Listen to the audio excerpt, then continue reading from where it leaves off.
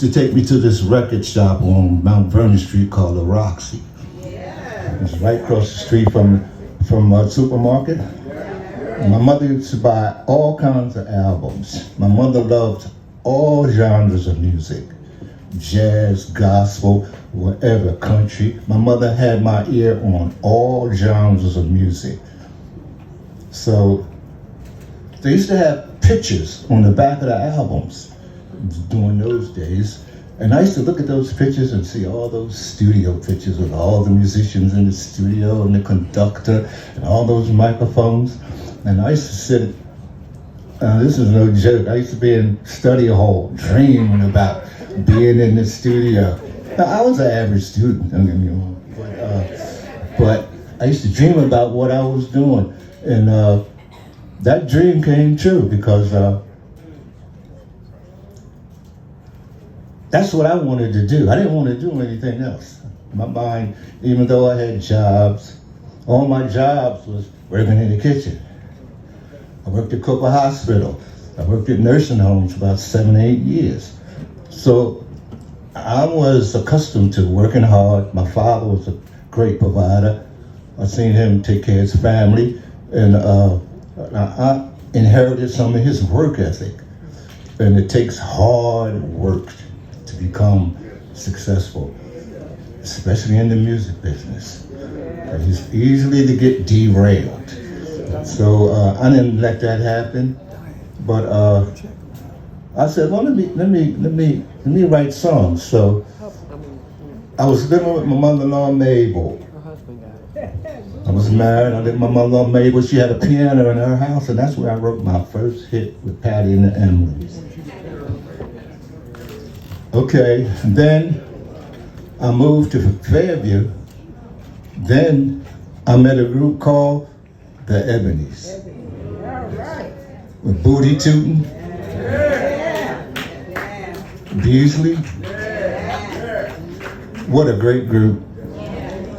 So I had a chance to work with them. They used to come over to the house, and I wrote their songs, Forever. And it was a couple of them, but the Ebony were the first group that we really had a national hit with. All right. And then I did a song with another group, The Futures from Philly. Had a record that I love called Love Is Here. And when I wrote Mixed Up Girl and it went top 20, I said, well, if I wrote a top 20 record, I could write a number one. That's the way I was thinking, you know. But that number one didn't happen until I met a great lyric writer, a poet. And we became partners in the music.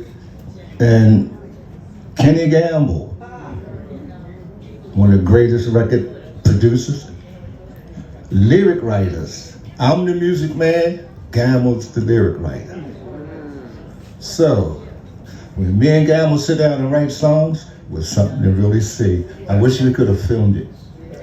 But I'm really grateful for this award. I always been really, I never said I wasn't from Camden, I always did. Always was proud for Camden. Always was. 50% of the Philly sound come from Camden. And all due respect, but Philadelphia, great talent. One of my favorite organ players come from Camden, Richard Groove Holmes.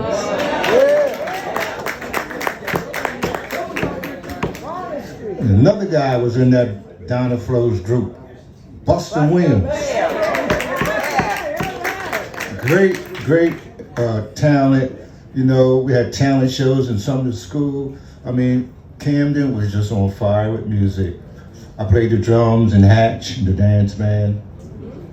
I played to Sumner School, Hatch. I didn't play. Mr. Manicosi was our band director, and Manicosi got a little angry at me because I didn't join the band at Key High. He said, "Well, why you ain't join the band?" I said, "Well, you know, marching. I mean, it's cool, you know.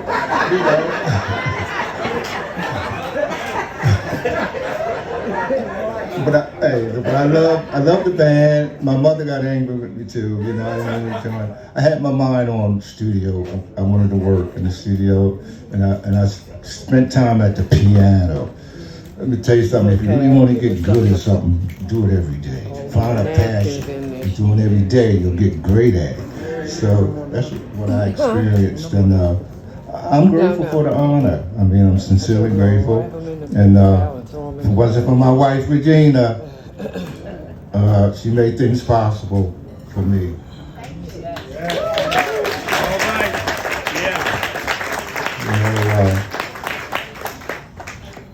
But I can keep you here to 2 o'clock at night talking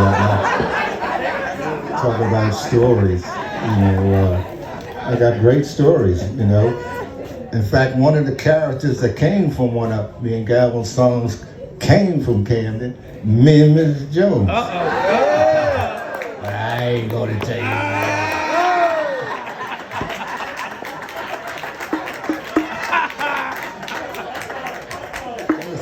Watch it now, watch it. I'll tell this story and I'm gonna sit down. Hey, look, me and Gamble used to eat at this restaurant. I used to meet Gamble every morning, 10 o'clock. I used to meet Gamble. And we had a restaurant underneath for the building that was 250 on Broad Street. Well, it's the Schubert building. And they had a restaurant. Me and Gamble used to eat down there, either breakfast or lunch. Well, anyway, to me, a producer is something like a movie director. He sees things that you could write about. So I kept seeing this guy come in with this woman. This is me talking. I'm telling Gam. I said, Gam, I know that guy right there. I said, he from Camden. I said, that ain't his wife either. Hey, you want to hear the story? I'm going to tell you. Yeah. That's not his wife, Gam. I said, oh, really? I said, yeah. So I watched the patterns. He meet him at the same place. Same time. Sit at the same seats. She'll get up and she'll go to the jukebox and play the same song. So I watched all those patterns. So I said, Gambo, you know what? I said, now, when they get ready to go, they're gonna do the same thing. She'll get up first and go to after they ate their food, she get ready to leave, she'll go, and he'll get up a few seconds behind her and go outside, and she'll go her way, and he'll go his way. Right. And that happened every time me and Gamble had met at that restaurant.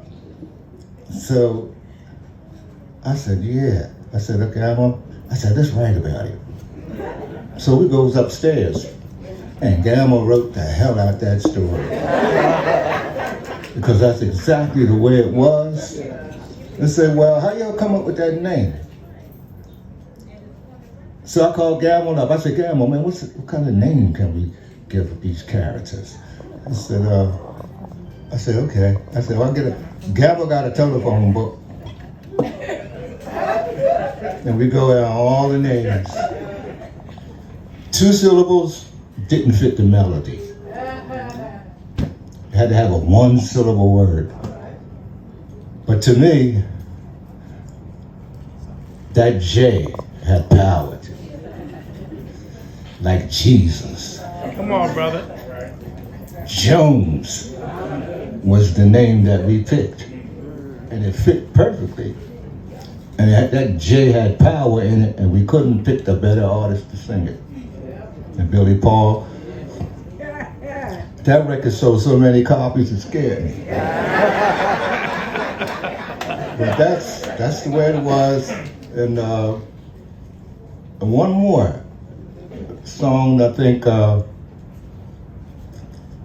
Let me tell you about Victor first. I gotta tell about Victor, because that's a story within itself. I used to hang around with Timmy. Carl Stafford, a buddy of mine. I hung around with the tough guys. Timmy, I was always over Timmy's house. And I had fun with Timmy and Pearl in their house. I used to take them shopping. I had a car. I had a 55 Ford. And Timmy and Pearl used to get in there. I used to take them shopping. That's how close I was to Timmy. So one day Timmy said, "Man, you should hear my nephew." I said, "Really?" And I said, "Okay." So Timmy was with a group called the Persianettes with Lucille Dunbar, Vera Carey, and Helen Hutchinson. Really a good group, and I loved playing with them.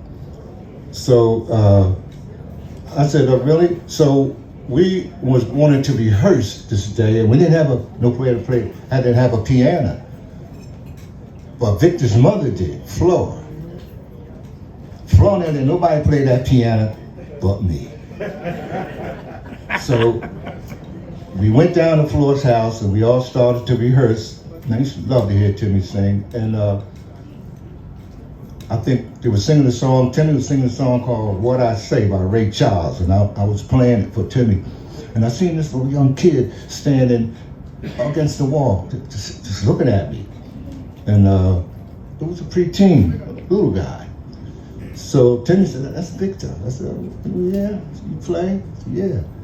So I said, "Come on over and sit by me." I had a long stool, so I had little Victor sit by me. And then he just watched me rock. And Victor grew up. Rock as good as me. So if you listen to me and Victor, well, okay, the way Victor got over Philly International was, me and Gamma was developing two young guys that came to the studio, and we signed them as writers, and it was Gene McFadden and John Whitehead. You know, I had a ball with those guys, and I would go into their room every day, but Gamble was my partner, so I would tell Toodles, and that was John. I said, "Man, I can't spend too much time with you now, because me and Gamble's working on a project. I got a guy. You need something. Either you need a guitar player or a piano player that would round out your team." Because they were great lyric writers, and John could sing. The first person I thought about was little Victor. So I told Victor, I said, "Victor, come on over to the studio. I want you to meet two guys." So he came over, so I introduced, I said, "You gotta be ready for these guys, because they're Philly guys, different breed, and Jersey guys." Victor was quiet, like me. So I introduced him to Toodles and Gene. First time they got together, I come in the studio one morning, and their room was like around the corner from where Gamma's office was, and that's where the piano was. And I heard this music when I knocked on the door, and I heard Victor was playing, and Toodles and Gene was singing. They was singing something, and it sounded so good. I said, "I got to go in there." So when I went in there, they was working on "I Always Love My Mama."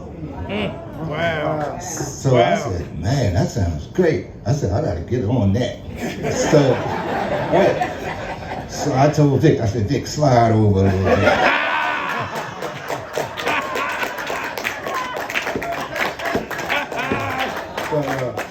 So me and Gamma, we produced, you know, but Victor then went on to write "Bad Luck." Oh, man. But listen to me and Victor. Victor was playing The World at Sir. I was playing The Baby Grain, and we did the introduction on "Wake Up Everybody." Together. Yeah. And I was proud of Victor because he was really growing as a person, and a musician. And he adjusted to Toodles and Gene because they were some wild dudes, but he was cool. But Victor stayed with them long enough to one day he came into my office and he said, "You know, I think I had enough." I said, "Okay, what you want to do?" He said, "I got an offer to play with the Temptations." We was always close to Otis. Otis always used to stop by and see me and Gamble a lot. In fact, me and Gamble got Otis and them a bass. We got Harry from the Futures. Otis was looking for a bass player, a bass singer, and we recommended Harry, and Otis said, "Man, we want a guy to play like Huff, man. Come on, you know any piano players?" I said, "Yeah, Victor, go ahead, man. Go ahead. That's what you want to do? Do it." And that's what he did, and he had a career with the Temptations playing, and Otis couldn't be as happy. You know, he had a keyboard player that really had that feeling, and it was great. And I was proud of Victor. He used to call me all the time. The wife would tell you, I mean, she call me anytime. He used to call me anytime. I never refused his calls, never. And I'm proud to be here speaking about him, his accomplishments, and I'm glad to be here too. You know, so.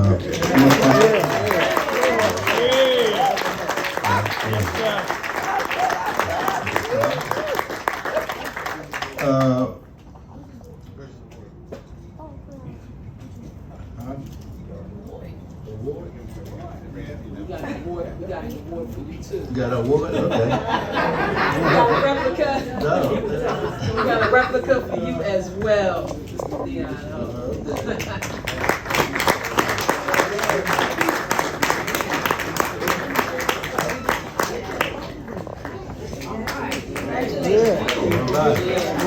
All right. All right. I think we have some other props. Go ahead, Councilman. All right.